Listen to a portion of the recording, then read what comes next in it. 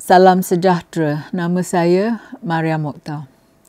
Ada perkara yang orang ramai bisikkan bertahun-tahun, tetapi hanya menjadi gegaran apabila seseorang berani menekan upload. Dan itulah kes Albert Tay, dan ia membuat ramai tokoh politik duduk lebih tegak minggu ini atau bulan ini. Okey, apa yang mencuit sarang ya? Seorang usahawan mineral memuat naik rakaman dan mesej yang mengaitkan wujudnya urusan gelap sekitar lesen mineral di Sabah. Nama ahli politik disebut. Suasana jadi panas. Polis buka fail. SPRM buka pintu. Ahli politik mengeluarkan kenyataan cuba memadam api.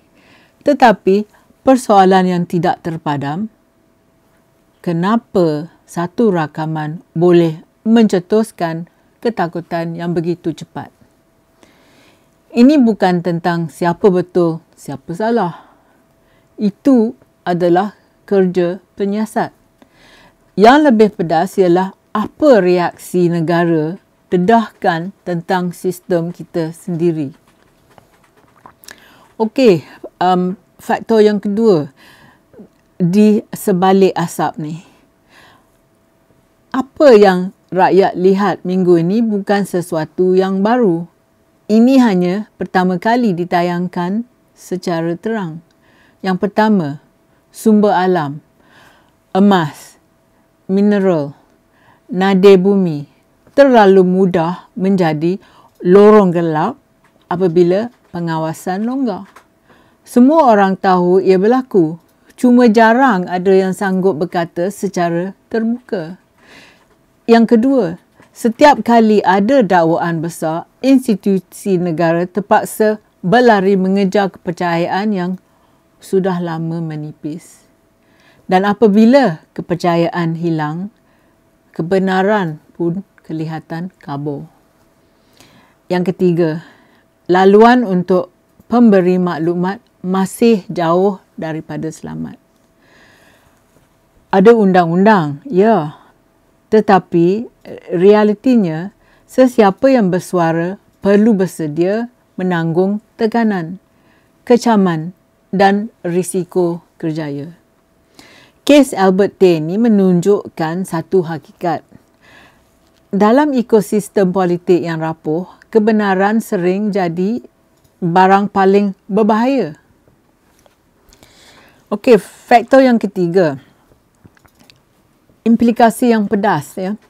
Yang membuat rakyat geram bukan sekadar dakwaan. Ia adalah deja vu. Rasa pernah lihat, pernah dengar, pernah kecewa. Kerana setiap kali ada isu ketirisan, projek terbengkalai. Kemudahan asas tak siap. Usahawan jujur tersisih. Pelabur risau. Dan generasi muda makin sinis. Di negara yang kaya sumber, tetapi rakyat masih memohon bantuan asas. Setiap dakwaan penyelewengan rasa seperti garam pada luka yang lama. Dan apabila satu suara dengar dengan telefon bimbit menggegarkan struktur politik, itu bukan kerana suara itu terlalu kuat. Itu kerana sistem terlalu lama bergoyang.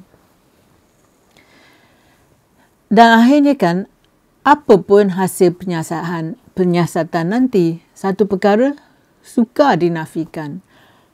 Pendedahan Albert Tay membuka pintu yang ramai cuba nak kunci dari dalam.